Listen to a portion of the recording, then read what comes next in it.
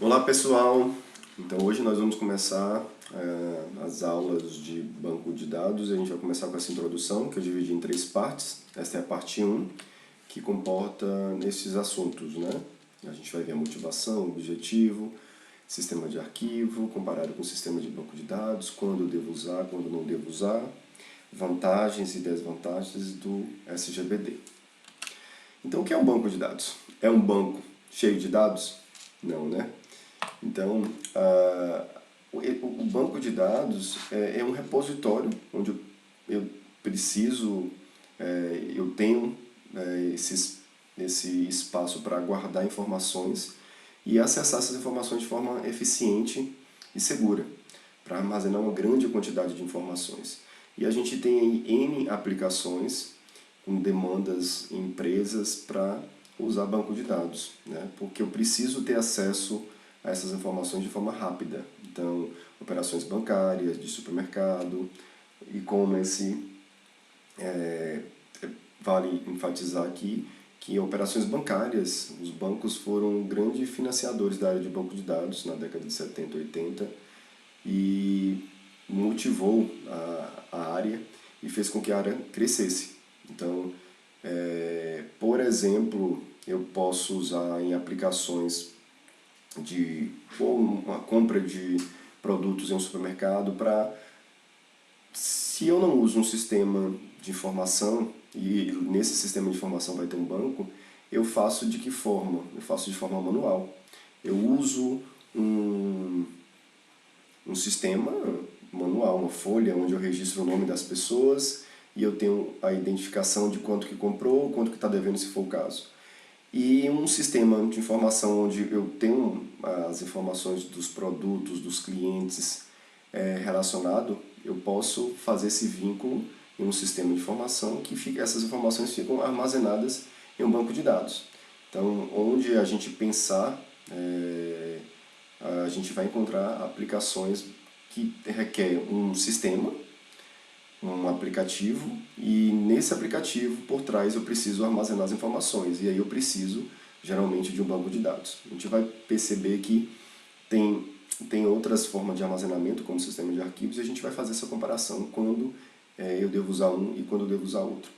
Aqui eu coloquei tópicos avançados de banco de dados, são tópicos que se discute atualmente, dados multimídia, informações geográficas, descoberta de informação de forma textual ou de dados, e usando NoSQL, que aí eu penso em disponibilizar dados de forma para proporcionar que os usuários acessem esses dados de forma escalável. E aí eu penso em aplicações de redes sociais, onde eu tenho milhões de usuários ali acessando a base de dados. Aqui o nosso contexto é banco de dados relacionais, que é mais voltado para aplicações que não exigem tanta escalabilidade assim. E eu tenho as informações, como ela mesma já diz, o nome, se relacionam, diferentemente dessas aplicações avançadas que eu coloquei aqui, certo?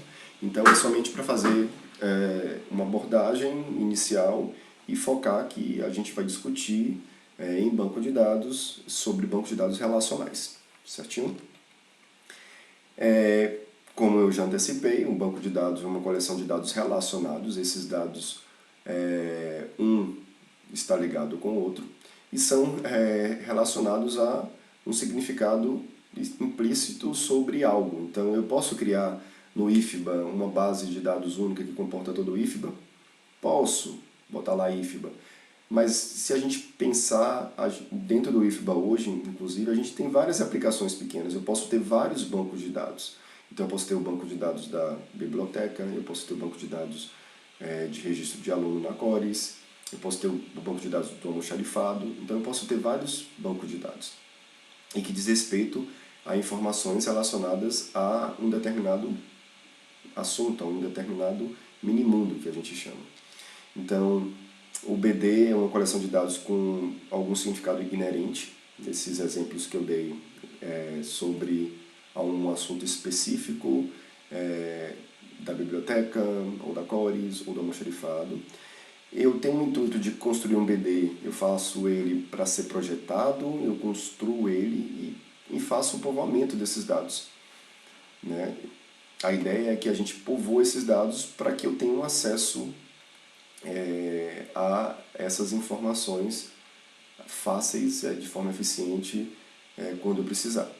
Então o BRD representa o minimundo, como eu falei, eu posso fazer do IFBA todo, mas a ideia é eu posso construir bancos de dados pequenos. Então, para resolver o problema do almoxarifado, eu crio o banco de dados almoxarifado. Para resolver o problema da Cores, eu posso criar o banco de dados da Cores. Para criar o banco de dados, para resolver o problema da biblioteca, eu crio o banco de dados da biblioteca. E a ideia é que vários usuários acessem esses bancos de dados. Então, eu tenho grupos de usuários, né, para usar essas bases de dados. Então, eu gosto muito dessa definição que resume muito bem qual é o objetivo do banco de dados. Então, a gente simplifica e resume em 3 aqui, que é basicamente eu tenho um banco de dados para armazenar os dados de forma muito organizada. Então, eu armazeno de forma organizada e ele permite eu recuperar esses dados de forma rápida e confiável. Mas nem todo mundo vai ter acesso a esses dados, somente as pessoas autorizadas. Então, armazeno de forma organizada os dados, que isso vai me permitir recuperar esses dados de forma rápida e confiável, e somente as pessoas que tenham acesso ao banco de dados vão ter acesso, né? Quem tem login e senha vai ter acesso a esses dados. Mas sempre foi assim? Eu sempre usei um banco de dados para acessar as informações? Não. Então, a área de banco de dados surgiu lá em 70, 80. Antes disso, eu tinha um sistema baseado em arquivos. Como que é esse sistema baseado em arquivos? Eu tenho os programas orientados a cada unidade organizacional. Ele tem essa característica de uma estrutura ser fortemente dependente do arquivo, e eu preciso fazer rotinas específicas para acessar esses dados. E eu tenho vários problemas com isso. Antes de a gente falar dos problemas, vamos imaginar como que eu armazenaria os dados, por exemplo, de aluno do IFBA, nesse contexto acadêmico, num sistema de arquivo. Então, no sistema de arquivo, eu vou abrir aqui o Notepad++. Eu tenho... Vou aumentar a fonte um pouquinho aqui. Para eu armazenar os dados de nome de aluno, por exemplo, Daniel, e eu quero armazenar a idade de Daniel, por exemplo, 20 anos, eu tenho que ter um caractere aqui especial para dividir esse nome da idade. Então aqui seria nome, o próximo seria idade. E se eu quiser armazenar mais alguma informação, por exemplo, eu tenho a cidade que esse aluno mora, então eu colocaria cidade aqui, por exemplo. Então vou colocar aqui Brumado. Se eu quiser armazenar, para eu armazenar o Daniel, o primeiro sendo nome, o segundo sendo idade, o terceiro Brumado, eu especifiquei aqui, determinei que esses dados nesse arquivo aqui seriam armazenados dessa forma, nome, idade e cidade. Então, separado por linha, na próxima linha eu já consigo armazenar essa informação e eu consigo recuperar depois, porque a cada cifrão aqui eu quebro, né, pego a linha e quebro essas informações. Então eu sei que quando eu achar o primeiro cifrão, poderia ser qualquer outro caractere, eu poderia colocar aqui uma barra, por exemplo, e os outros também deveriam ser barras. Então, para armazenar, eu tenho que criar esse padrão e determinar isso nos próximos. Então, se eu quiser armazenar aqui, por exemplo, Elba agora, dizendo que Elba aqui tem 18 anos, e dizer que ela é de Poções, eu posso fazer isso aqui, mas seguindo exatamente essa ordem. E aí eu posso salvar aqui, botar na minha área de trabalho, e salvar aqui como alunos, por exemplo, um TXT. Essas informações aqui, eu consigo armazenar, o mesmo objetivo do banco, armazenar de forma organizada, está organizado, e consigo recuperar de forma rápida aqui, porque eu vou ler esse arquivo, cada linha vai me retornar uma informação que eu preciso. Só que quais são os problemas que acontecem com o armazenamento de arquivo? Primeiro, que eu consigo, voltando aos slides, Esses dados, eles são fortemente dependentes da estrutura dos dados. Então, quando eu criar um aplicativo para acessar esse arquivo TXT, ele tem que ler nome, idade e cidade nessa mesma ordem. Eu não consigo mudar isso. E aí, se um outro aplicativo, aqui vamos supor que eu fiz o almoxarifado, eu preciso acessar os dados dos alunos. Lá no aplicativo do almoxarifado, ele vai ter que ler exatamente isso. Um jogo da velha, a cada jogo da velha, ele vai pegar as informações dos alunos. Pegando por linha, né? Primeira linha ele desconsidera, segunda linha Daniel, cifrão, ele vai pegar o nome, depois ele vai pegar a idade e depois ele pega a cidade. Então ele consegue fazer isso por meio do aplicativo que ele criar. Só que se eu chegar aqui e mudar para cifrão, o aplicativo é fortemente dependente dessa estrutura. Ele já não conseguiria identificar agora, se eu mudasse todos, né, para cifrão. Não seria só um, eu teria que mudar todos para ter esse padrão. Então, o primeiro problema é isso, é fortemente dependente da estrutura do arquivo. Eu preciso criar rotinas específicas para essas tarefas específicas aqui. Então, para eu acessar os dados, eu tenho que seguir exatamente esse padrão. Então, eu não consigo fazer de forma diferente. Eu vou mostrar depois como que eu faço isso com o banco. Certo? Posso até mostrar agora para já vocês perceberem. Quando eu acesso o banco aqui, estou dando um exemplo aqui de acessando o MySQL, que é um SGBD, um sistema de banco de dados, eu preciso entrar com uma senha. E para eu acessar aqui, eu preciso saber de uma base de dados. Eu vou colocar aqui o nome, acho que use chamados. Vou mudar para cá, essa minha câmera. E aí eu consigo ver aqui todas as tabelas desse meu banco. Eu vou selecionar aqui os funcionários. Select a series from funcionário. E ele vai me mostrar todos os dados dos funcionários. Percebe que se eu quiser somente o CPF e o e-mail, é só colocar aqui CPF e e-mail. Ah, mas eu não quero e-mail, CPF e e-mail, eu quero e-mail e CPF. Eu mudo essa ordem aqui. Então percebe que o acesso é rápido, instantâneo, e eu não tenho que me preocupar com como esses dados vão ser apresentados para mim. No arquivo eu tenho essa preocupação. Ele vai ser armazenado exatamente dessa forma e se for modificado no meu aplicativo eu não consigo ler. Então tem essa dependência muito forte. O banco de dados, vocês perceberam que eu preciso ter um login e senha, então é uma outra vantagem. O arquivo aqui basicamente ele está solto, eu posso fechar aqui e abrir na minha área de trabalho novamente, ele vai estar funcionando. É um arquivo TXT. Certo? E um outro problema grande é em relação a quando eu tenho acesso a esse arquivo com várias unidades organizacionais, eu tenho essa base, alunos, acesso no almoxarifado e acesso na biblioteca, quem é que vai gerenciar o acesso simultâneo a esses arquivos? O SO? O SO não faz isso. Quem é que acessou primeiro? Então, com isso, tem-se problemas. Um primeiro problema, aqui está perguntando quais são esses problemas. O primeiro é a redundância. Então, eu vou ter que duplicar essa minha base. Uma vai estar lá na Cores, outra vai estar na biblioteca, outra vai estar no almoxarifado. Então acaba tendo essa redundância. E qual é o outro problema que pode acontecer? Quando houver uma atualização, aqui está falando de produtos, né? Que é a mesma coisa. Eu tenho uma aplicação de produtos. Eu tenho produtos no setor de produção, no setor de vendas e no setor de compras. Quando eu faço essa atualização no setor de produção, por exemplo, do fabricante para Y, o X lá, ele, no outro setor ele não foi atualizado. Quem é que ficaria responsável de fazer essa atualização?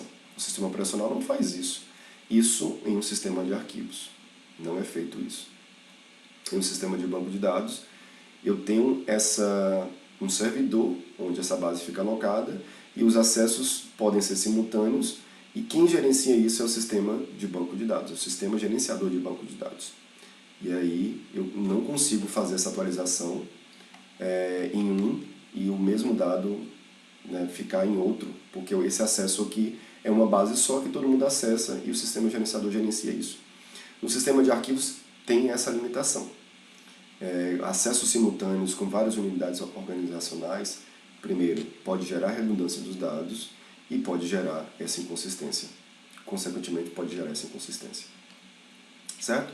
E aí eu venho para o sistema de banco de dados. O sistema de banco de dados, para eu para eu poder usar um sistema de banco de dados, que é esse sistema todo, eu preciso ter um computador, um hardware e software, uma máquina, um notebook, um PC. Preciso ter os usuários que vão acessar essa base de dados. Eu preciso ter a base de dados, que eu citei 3 exemplos relacionados ao IFBA, ao almoxarifado, novamente, da biblioteca e da Cores. E eu tenho um SGBD, um Sistema Gerenciador de Banco de Dados, que pode ser o MySQL, o PostgreSQL, pode ser o Oracle. Então eu tenho vários SGBDs. Eu posso, no IFBA, escolher vários SGBDs. Eu posso usar na biblioteca o Oracle e no almoxarifado eu posso usar o MySQL. Mas, geralmente a gente usa um só, mas nada impede de ter vários SGBDs rodando em um domínio, né, em um problema específico. Tendo o SGBD, dentro desse SGBD eu posso ter vários bancos de dados também. E esses bancos de dados vão ser acessados pelos usuários. Percebe que os usuários não acessam esses dados diretamente como eu fiz com os arquivos. O arquivo está aqui na minha máquina, eu abro ele aqui, eu fecho, abro, já acessei. Para eu usar esses dados aqui, vocês perceberam que quando eu entrei aqui no MySQL, vou dar um exit aqui, para eu entrar novamente, eu preciso ter uma senha. Para eu visualizar os dados, eu preciso entrar no SGBD, nesse caso o MySQL, para acessar esses dados. Então, não acesso direto como eu acesso nos arquivos. E aí, esse SBD, só deixando claro, o SBD é o sistema todo. Quando eu falo, eu vou usar um sistema de banco de dados, isso já pressupõe que eu vou ter uma máquina, isso pressupõe que vão ter os usuários que vão acessar, vai ter um SGBD, vai ter um MySQL, vai ter um PostgreSQL, vai ter um Firebird, e eu vou poder acessar essas minhas bases de dados, então almoxarifado e por aí vai, por meio desse SGBD. Então eu tenho esses componentes envolvidos quando eu falo de usar um SBD. Por sua vez, se eu for falar assim, vou voltar aqui, um sistema de informação baseado em arquivos. Eu não tenho um sistema gerenciador de arquivos para gerenciar o acesso às informações. Eu só tenho as aplicações aqui acessando os arquivos. E dentro dessas aplicações aqui, eu tenho aqui que faz essa intermediação aqui, o SO somente. O SO não gerencia para mim quem acessa esses arquivos simultâneos ou não, certo?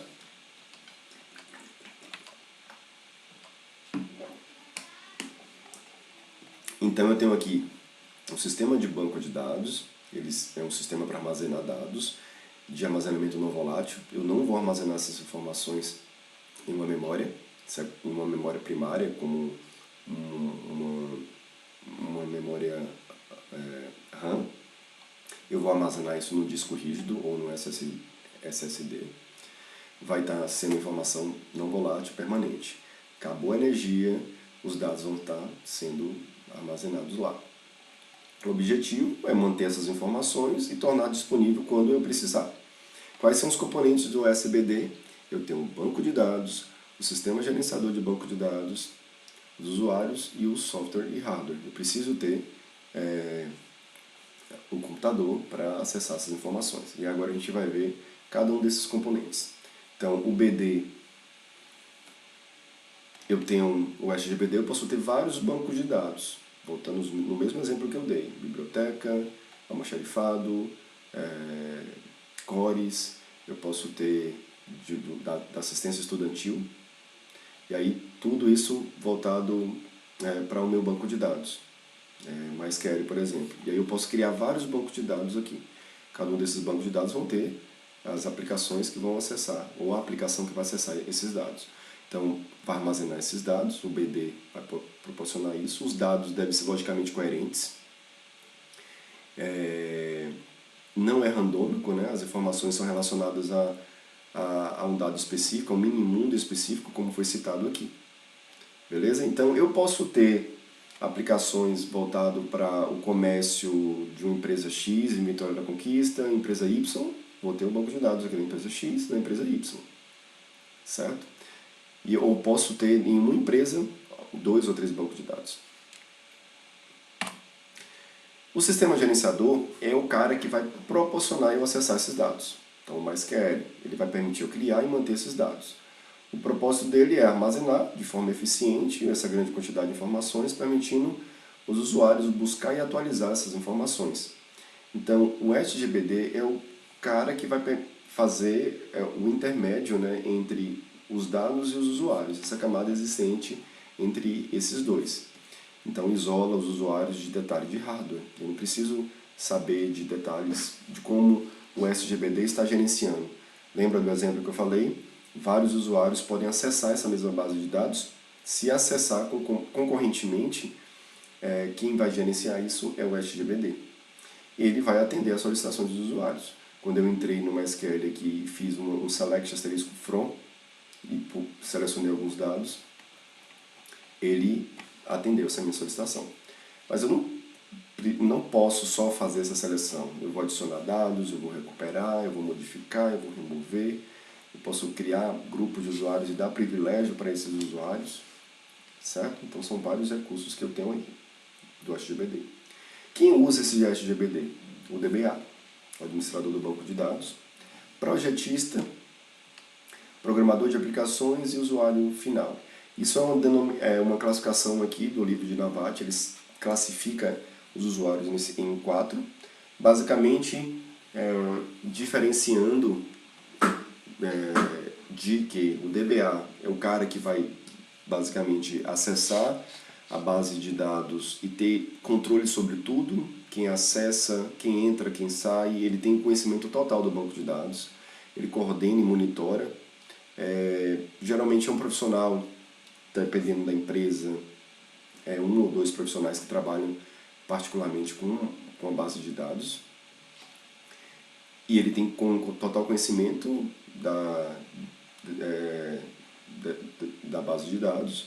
Ele vai monitorar, como falei, tem a questão de segurança, autoriza quem vai acessar ou quem não vai, ele pode criar grupo de usuários para fazer esse acesso, realiza TANI, questão de desempenho, eu posso gerenciar dados para que... O TANI, na verdade, é desempenho, ele vai mexer na base de dados, no SGBD, para gerenciar o acesso aos dados para que ele se torne mais rápido, mais eficiente. Então ele pode acrescentar índice, ele pode ver qual é o maior fluxo de acesso e gerenciar isso aí. E adquirir software, né, para ter uma performance melhor, trocando de disco rígido para SSD. Então, basicamente, é o administrador do banco de dados, conhecido como DBA, ele faz isso. O projetista do banco é um profissional que trabalha mais com o contato com o cliente, ele identificando os requisitos para ser criado um banco de dados. Então, ele vai identificar esses dados e vai montar a estrutura que melhor representa esses dados. E ele precisa conhecer muito bem sobre o negócio que ele está implantando. Então, enquanto o DBA é o cara mais introspectivo, que ele trabalha mais nos bastidores, vendo a questão de desempenho, trabalhando, gerenciando o acesso do banco, vendo rotinas de performance, o projetista é o cara que ele não tem muito contato com o hardware e software, ele não tem muito contato com o banco de dados propriamente dito, mas ele tem contato com o cliente e ele trabalha com o cliente para melhorar, para identificar, na verdade, os dados que vão ser armazenados. Então, quando eu projeta o banco de dados, eu tenho esse profissional que tem esse perfil de mais comunicativo, ele tem acesso ao cliente, a documentos, e ele projeta esse banco de dados, certo? Então, o projetista é o cara que projeta, o administrador é o cara que vai administrar o banco de dados nos bastidores. E eu tenho também mais duas nomenclaturas aqui, que é o programador de aplicações e o usuário final. Esse programador, na VAT classifica como engenheiro de software, ou programadores, né? Os caras que constroem aplicativos, os caras que desenvolvem software, eles têm, esses usuários, eles precisam conhecer de banco de dados para eles escreverem os programas, realizar as requisições ao SGBD. E o usuário final são todos nós, né, de aplicativos de banco, aplicativo de e-commerce. Eu preciso, mas tem vários tipos, na VAT destrincha esses usuários finais em vários tipos, leigos, operador de terminal, os sofisticados, que são os engenheiros, casuais, gerentes e frequentes caixas de bancos. Então eu tenho várias nomenclaturas, mas basicamente são os usuários que acessam a base de dados, certo? Então, lembrando, eu tenho 4 usuários aqui, o administrador, DBA, o projetista, e eu tenho o programador das aplicações e os usuários finais que acabam acessando essa base de dados. Essa imagem aqui eu gosto muito porque ela mostra pra gente basicamente essa camada do SGBD que não tem quando eu trabalho com arquivos. Pablo, eu nunca vou usar um sistema de arquivos porque eu tenho essa camada de SGBD, ele gerencia isso aqui tudo para mim, é mais fácil, mais rápido. Não. Vai ter aplicativo que, se eu precisar só fazer essa leitura aqui rápida, né, não tem essa complexidade toda, eu sempre vou acessar dessa forma, e principalmente não tem vários usuários acessando essa base de dados ao mesmo tempo, esses dados aqui ao mesmo tempo, eu posso usar o sistema de arquivos. Mas se eu tiver um acesso simultâneo, vários usuários, e eu preciso dessas informações consistentes sempre, o SGBD vai ser indicado. E aqui ele mostra, né, essa camada do meio aqui, que é o responsável por fazer essa intermediação dos usuários com o SO e o disco rígido, né, onde de fato os dados estão armazenados, tanto em arquivos quanto no banco de dados. Ele fica aqui na memória do disco, memória não volátil, uma memória permanente, certo? Então aqui os usuários acessam via programas, acessam via chamada de rotina no próprio SGBD, eu posso fazer consultas também, como eu fiz aqui diretamente no SGBD, e o administrador do banco de dados, sempre por meio do SGBD. Então percebe que os usuários não acessam diretamente esses dados aqui no disco rígido. E aí eu preciso ter o hardware, preciso ter o computador, preciso ter um disco rígido lá, que é um armazenamento, né, secundário, permanente, os dispositivos de entrada e saída, controladores de dispositivos, processador, memórias associadas. Aqui são as informações de processadores, eu tenho os registradores, eu tenho a ULA. Eu preciso ter um computador completo para me beneficiar de um sistema gerenciador de banco de dados. E aí a gente discute agora, finalizando essa aula, a gente discute vantagens de utilizar e as desvantagens de utilizar o SGBD. Tem várias vantagens. Vantagem aqui de segurança, os usuários só acessam por meio de um login. Eu preciso ter esse acesso, essa senha para acessar essa base. Eu tenho as visões parciais de acordo com os usuários. Eu posso ter grupos de usuários que acessam parte de dados por meio de visões. E eu posso controlar isso por meio de privilégios. Então, o SGBD tem essa segurança, diferentemente do arquivo, que eu abro o arquivo e acesso. Eu também tenho no SGBD restrições de integridade. Ele vai garantir que o dado seja íntegro. Por exemplo, quando eu boto os tipos de dados. Então, quando eu crio um nome, eu boto lá baixar, vai ser caracteres alfanuméricos. Mas se eu coloco uma data, vai ser date, lá vai ser armazenado somente uma data. Então, ele garante que essa informação é mais precisa. É precisa de acordo com os tipos de dados que eu colocar. igual na linguagem de programação, que eu coloco o int, a string, lá no caso do Java ou do C++. E eu posso também colocar restrições, por exemplo, o salário mínimo aqui sendo R$ 1.045, eu posso colocar essa restrição, e se o usuário for informar 1.050, ele não vai permitir, porque eu coloquei uma restrição de R$ 1.045. Então é uma outra restrição de integridade.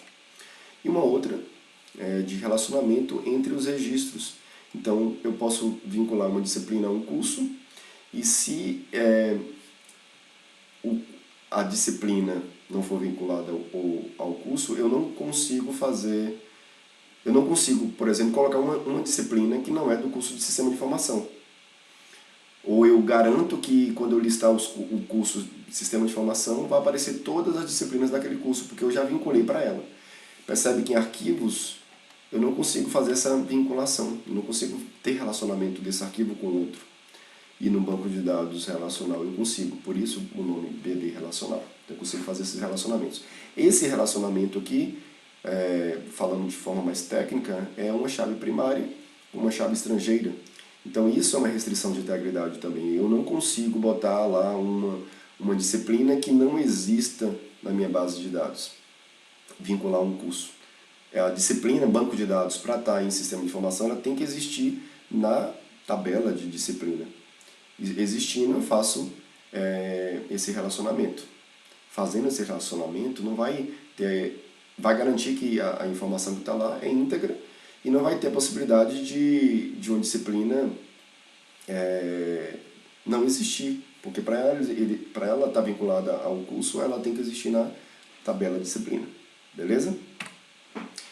Redundância controlada. Eu posso ter redundância? Pode. O programador, o projetista do banco, o DBA, eles vão projetar o banco para que não tenha redundância, mas se precisar ter redundância, vai ser controlada. É possível fazer essa redundância. Diferentemente de arquivos que, se várias unidades organizacionais acessarem, os dados vão estar redundantes. E consistência das informações armazenadas. Basicamente, quando eu não faço essa redundância, eu vou ter os dados consistentes. Se houver redundância, pode ter essa inconsistência quando essa redundância não for controlada. Então tem que tomar cuidado na hora que eu replicar a informação na minha base, eu posso gerar inconsistência. Se eu fizer tudo bonitinho, sem redundância, não vai gerar inconsistência. E outras vantagens, compartilhamento de dados com vários usuários. Eu consigo criar uma base e vários usuários acessarem ao mesmo tempo. Padronização dos tipos de domínio. A interface, eu mostrei aqui pela linha de comando, que é esta aqui. Quando eu acesso o login, eu acesso uma base, foi chamado, eu acho. E aí eu seleciono que vou mostrar todas as tabelas. Show Tables. Show Tables, ele me mostrou que eu tenho 8 tabelas, 8 linhas aqui. Eu posso selecionar aqui todas as informações de funcionário. Não, vou botar CPF, todos os CPF e e-mail de funcionário. Essa consulta que a gente fez inicialmente. Mas eu também posso vir aqui e pesquisar o Workbench. Quando eu acessar o Workbench aqui, eu também posso acessá-lo de forma local aqui, colocando a mesma senha que eu coloquei na linha de comando. E eu também posso acessar aqui, os chamados. Posso acessar qualquer outro, mas vou acessar essa de chamados aqui, de duplo clique, que é o use lá. Aqui eu vejo as 8 tabelas e eu posso selecionar from funcionário. Ele me mostra no formato linha, coluna, da mesma forma lá, mais organizadinho, porque aqui tem uma barra que eu consigo rolar aqui e visualizar quem são esses funcionários aqui, de forma visual. Então o Workbench é uma interface gráfica que me permite acessar os dados da minha base de dados. Percebe que aqui eu tenho todos os meus bancos que eu uso aqui, né? De academia até cá embaixo. Se eu der um Show Tables aqui na linha de comando, Show Database, eu vou ver também essas 62 bases de dados aqui. Então eu tenho várias bases de dados aqui. Certificados, academia, banco, da COF, e-commerce, funcionários e por aí vai. Eu acessei chamados. Beleza? Então, eu tenho essa possibilidade de utilizar diferentes formas de acesso aos dados, linha de comando ou gráfica. Basicamente, no curso a gente vai usar muito a linha de comando, mas nada impede de vocês baixarem o Workbench, o MySQL Workbench, e acessar também. Não tem nenhuma restrição em relação a isso. Os dados, outra vantagem, são relacionados. O SGBD ele já tem um controle de recuperação de falhas, né, para gerenciar essa recuperação se houver uma falha. Facilidade de desenvolvimento de aplicações. O SGBD retira dos programas aplicativos essa complexidade de gerenciamento das estruturas de acesso aos dados. Então, na linguagem de programação que eu estiver utilizando, eu vou usar o SQL, que é essa linguagem que eu coloquei aqui, select, não coloquei antes, select, asterisco, from, funcionário. Na minha linguagem de programação, quando eu precisar recuperar todas as informações dos usuários, eu também vou usar o select asterisco from usuário. Então tem essa facilidade na hora de acessar os dados por meio de uma aplicação. Quais são as desvantagens? Só um segundinho, já estou acabando. Posso fazer uma coisa? Posso assistir historinhas de contos de fadas também? Só uma. Só uma não. Desvantagens, eu tenho aqui o alto custo, né, de utilizar uma base de dados, um sistema de banco de dados, porque eu preciso investir em hardware, eu preciso investir em software, eu preciso ter treinamento para a equipe estar utilizando essa base de dados. E com os dados, sistema de arquivos, que são os convencionais, o armazenamento é simples, o acesso é rápido, só que eu não posso ter esse acesso de múltiplos usuários, eu não consigo fazer isso. Então, quando é que eu vou usar o sistema de banco de dados? Quando eu precisar ter acesso a vários usuários, quando eu tiver uma demanda para acesso de informações rápidas e eu tiver também um hardware e software disponível, né, para utilizar esse banco de dados. Sistema de arquivos, nunca vou usar? Vou, em algumas determinadas situações, principalmente quando não tiver múltiplos usuários acessando, quando o banco de dados, o acesso for simples, por exemplo, em um sistema de controlador de voo de avião, a famosa caixa preta. Eu não precisaria ter um sistema de banco de dados rodando lá para acessar, para gravar essas informações e ter uma base de dados. Eu posso armazenar em um arquivo simples, porque é crítico, né? O banco não, o sistema não pode falhar. Então o acesso ao arquivo ele é mais rápido, porque não tem aquela camada toda de um sistema de gerenciador de banco de dados. Aqui, pessoal, eu coloquei, para finalizar, um ranking dos bancos de dados mais utilizados de acordo com o DB Engines, aqui setembro de 2019, a última atualização. E aqui eu tenho, no início aqui, os SGBDs mais utilizados. E adivinha, aqui está tudo também, né? De relacional a de NoSQL.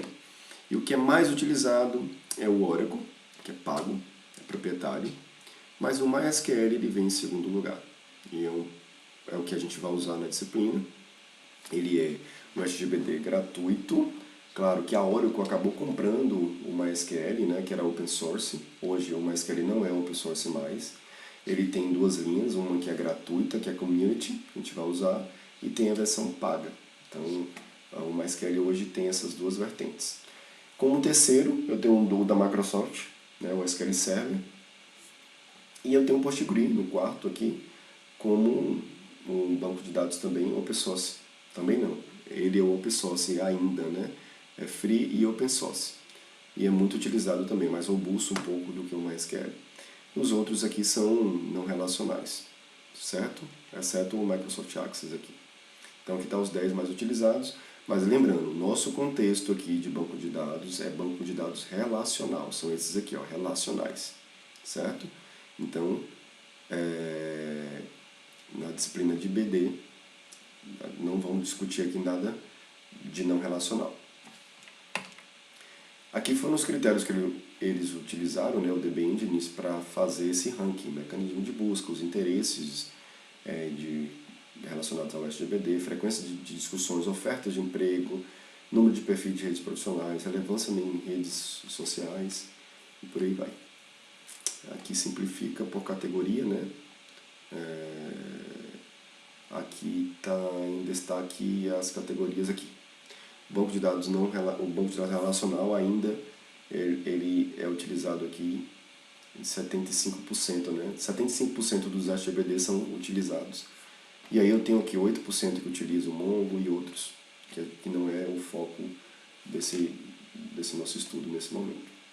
O nosso foco está aqui, ó. 75% dos bancos de dados ainda são relacionais. Então, muito utilizado. Isso aqui era 90 e foi baixando, né? A partir do momento que houve demanda aqui para o não relacional, foi diminuindo um pouquinho aqui o relacional. Mas ainda é um percentual muito grande. Mais de 70% usam aqui o banco de dados relacional. E é isso, pessoal. Chegamos ao fim dessa nossa primeira aula. Temos aqui perguntas para vocês responderem relacionados a esta aula específica. E é isso. Leitura recomendada. Vocês lerem aqui Cortes ou Silberschatz ou os capítulos 1 e 2 de Navate. E até mais. Nos vemos na próxima aula.